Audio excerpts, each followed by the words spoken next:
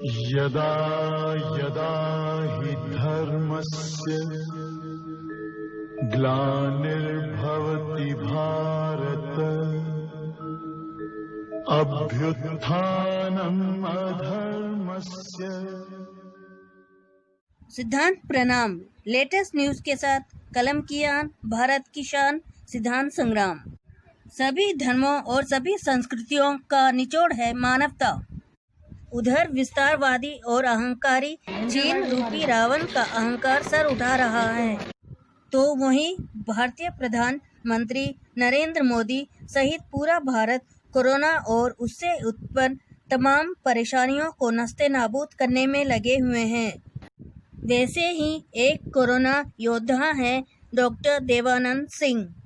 ये जनता कर्फ्यू से लेकर आज तक बर्मा विस्थापित परिवार कल्याण समिति के बैनर तले रात दिन काम कर रहे हैं। चाहे राशन वितरण हो या चाहे मास्क वितरण या सैनिटाइजेशन, हर मोड़ पर समिति कदम से कदम और हाथ मिलाकर दुखी और तनावपूर्ण चेहरे पर खुशियां बिखेरने का भरसक प्रयत्न कर रही हैं। आइए मिलते हैं कोरोना पर जबरदस्त हावी एक corona warrior doctor Devanand Singh से। जी, आपकी जो संस्था है, इतनी सारी संस्थाएं हैं, लेकिन उसमें से आपकी संस्था कुछ अलग सरोकार, कुछ अलग सिद्धांत को लेकर आगे बढ़ रही है, क्या कहना चाहेंगे? इसमें यह है कि जैसे 2012 में हमने ये संस्था रजिस्टर कराया है, जो कि राष्ट्रीय स्तर पर ये कार्यरत है, यूपी, एमपी और बिहार, दिल्ली, हरियाणा में खास करके ज़्यादा। अभी ये बर्मा विस्थापित परिवार कल्याण समिति जो है और संस्थाओं से यूनिक है और अलग हटके है, क्योंकि जब भारत की आज़ादी की लड़ाई लड़ी गई थी तो स्वतंत्रता संग्राम में जो भी स्वतंत्रता सेनानी ने भाग लिया था वो हमारे पूर्वज रहे हैं, जो कि बर्मा में थे। उस वक्त जब सुभाष चंद्र बोस जी को राजा बनाया गया अंडमान निकोबार द्वीप समूह, उसके बाद बर्मा गए वो, और बर्मा से जाकर इन्होंने आईएनए का गठन किया। तो वहाँ पर हमारे पूर्वज वहाँ रहते थे, तो उन इंडियंस को लेकर के इन्होंने इंडियन नेशनल आर्मी बनाया। तो उससे जापान और इंडिया मिलकर के लड़ा तो भारत की आज़ादी आई जी। उसके बाद हम लोग यहाँ पर लाए गए, बर्मा आज़ाद हुआ, भारत भी आज़ाद हुआ। उसके बाद बर्मा हमें छोड़ना पड़ा, इंडिया लाया गया। तो हमने एक बनाया कि बर्मा विस्थापित परिवार जो यहाँ आए हैं तो उनकी कल्याण और प्लस समाज की कल्याण कैसे होगा जी। तो हमने ये बर्मा विस्थापित परिवार कल्याण समिति इसलिए बनाया कि बर्मा विस्थापित परिवार लोगों ने ये लेकर के अपना काम कर रहे हैं और समाज सेवा कर रहे हैं। जी, अगर उद्देश्यों की बात करें तो और कुछ उद्देश्यों पे आपने प्रकाश डाला है, लेकिन और कई सारे उद्देश्य होंगे जो आपके दिलो दिमाग में होगा, जो आपके संस्था के मैनिफेस्टो में होगा। जी जी।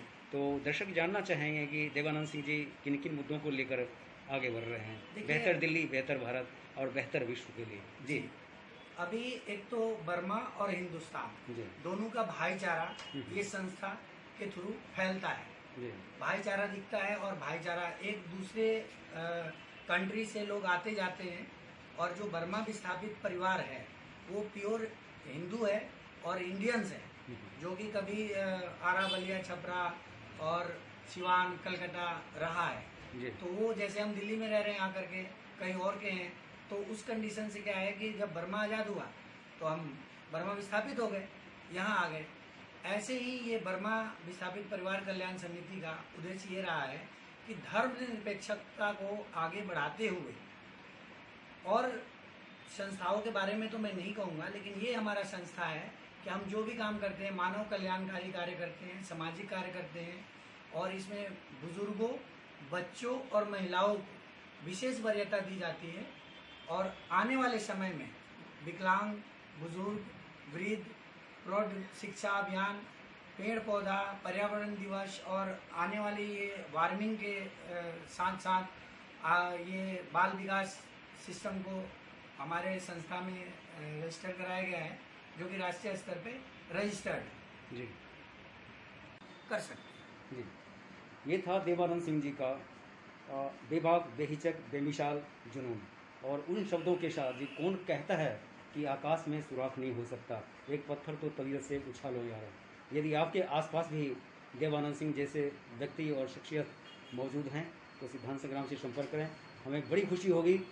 कलम की आन भारत की शान के लिए, एक बेहतर दिल्ली, एक बेहतर भारत, एक बेहतर विश्व के लिए देवानंद सिंह एक नहीं, हज़ार नहीं, लाखों चाहिए, ताकि हमारा विश्व बेहतर हो, दिल्ली बेहतर हो, भारत बेहतर हो। फिर मिलते हैं किसी नए मुद्दे, किसी नए सरोकार, किसी नए सिद्धांत के साथ। तब तक जुड़े रहें और देखते रहें सिद्धांत संग्राम।